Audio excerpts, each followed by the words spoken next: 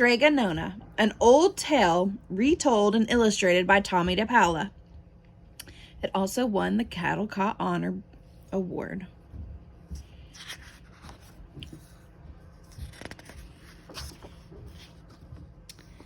In a town in Calabria, a long time ago, there lived an old lady everyone called Strega Nona, which meant Grandma Witch.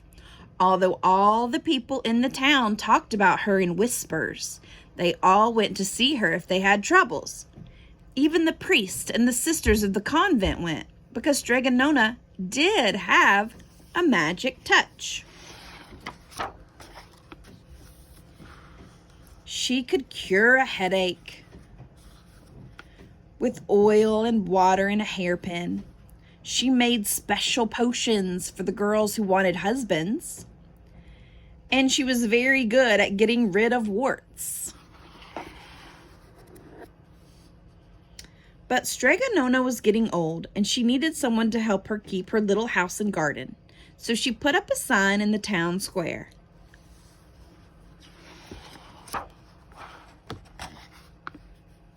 And Big Anthony, who didn't pay attention, went to see her. "Anthony," said Strega Nona, "you must sweep the house and wash the dishes. You must weed the garden and pick the vegetables. You must feed the goat and milk her. And you must fetch the water. For this I will give you 3 coins and a place to sleep and food to eat." "Oh, grazie," said Big Anthony. "The one thing you must never do," said Strega Nona, "is touch the pasta pot. It is very valuable and I don't let anyone touch it." "Oh, see, yes," said Big Anthony. And so the days went by. Big Anthony did his work, and Strega Nona met with the people who came to see her for headaches and husbands and warts. Big Anthony had a nice bed to sleep in next to the goat shed, and he had food to eat. One evening, when Big Anthony was milking the goat, he heard Strega Nona singing. Peeking in the window, he saw Strega Nona standing over the pasta pot. She sang, "Bubble, bubble, pasta pot, boil me some pasta nice and hot. I'm hungry and it's time to sup. Boil enough pasta to fill me up." And the pasta pot bubbled and boiled and was suddenly filled with steaming hot pasta. Then Strega Nona sang, "Enough, enough, pasta pot. I have my pasta nice and hot. So simmer down, my pot of clay, until I'm hungry another day." "How wonderful," said Big Anthony. "That's a magic pot for sure." And Strega Nona called Big Anthony in for supper.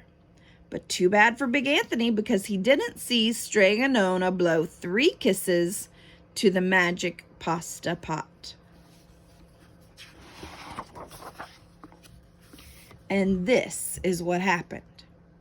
The next day, when Big Anthony went to the town square to fetch the water, he told everyone about the pasta pot.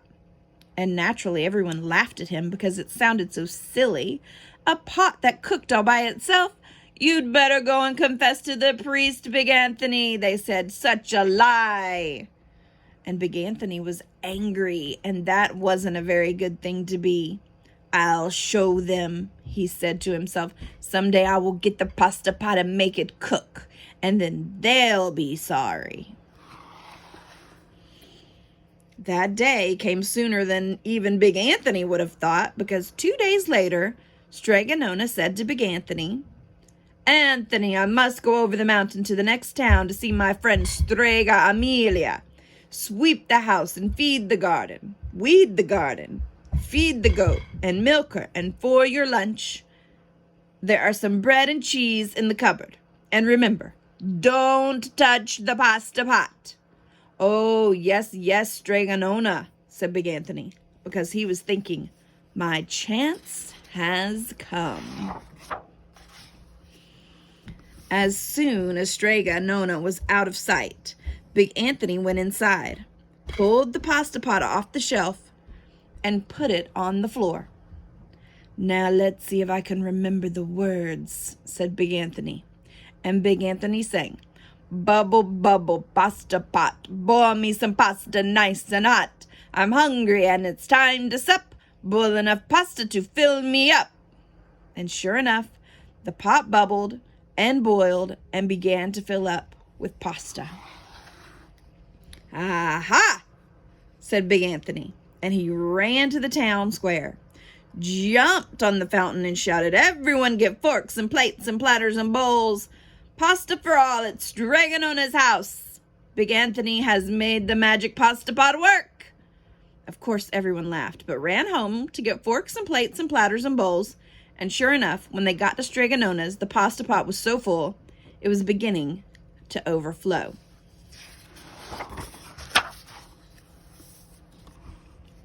Big Anthony was a hero. He scooped out pasta and filled the plates and platters and bowls. There was more than enough for all the townspeople, including the priest and the sisters from the convent, and some people came back for 2 and 3 helpings, but the pot was never empty. When all had had their fill, Big Anthony sang, "Enough, enough, pasta pot, I have my pasta nice and hot. So simmer down my pot of clay until I'm hungry another day." But alas, he did not blow the 3 kisses.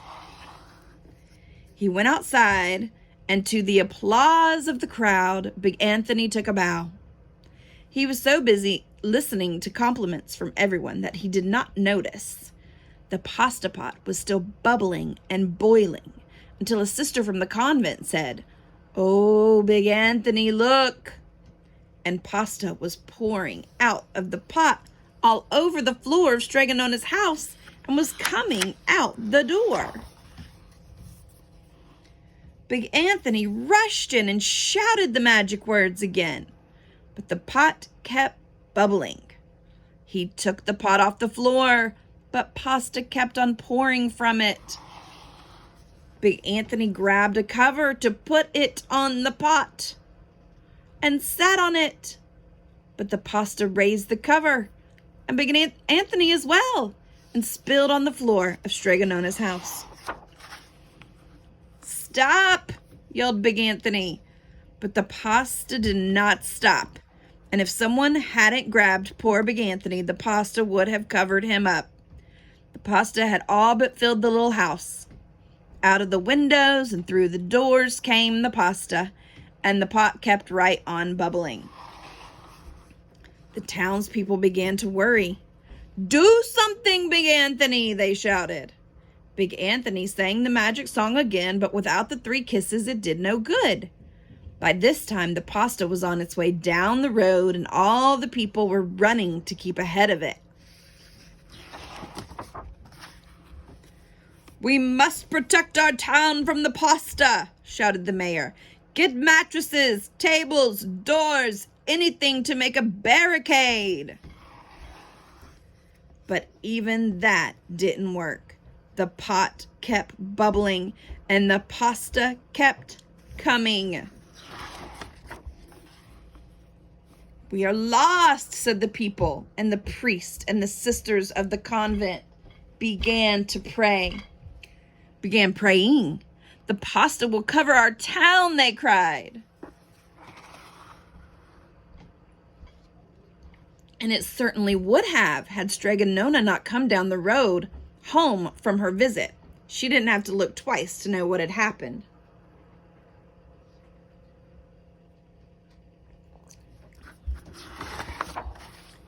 She sang the magic song and blew the 3 kisses, and with a sputter the pot stopped boiling and the pasta came to a halt.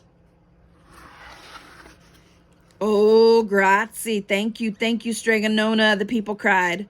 But then they turned on poor Big Anthony. "String him up!" the men of the town shouted. "Now wait," said Strega Nona. "The punishment must fit the crime." And she took a fork from a lady standing nearby and held it out to Big Anthony. "All right, Anthony, you wanted pasta from my magic pasta pot, Strega Nona said, "and I want to sleep in my little bed tonight, so start eating."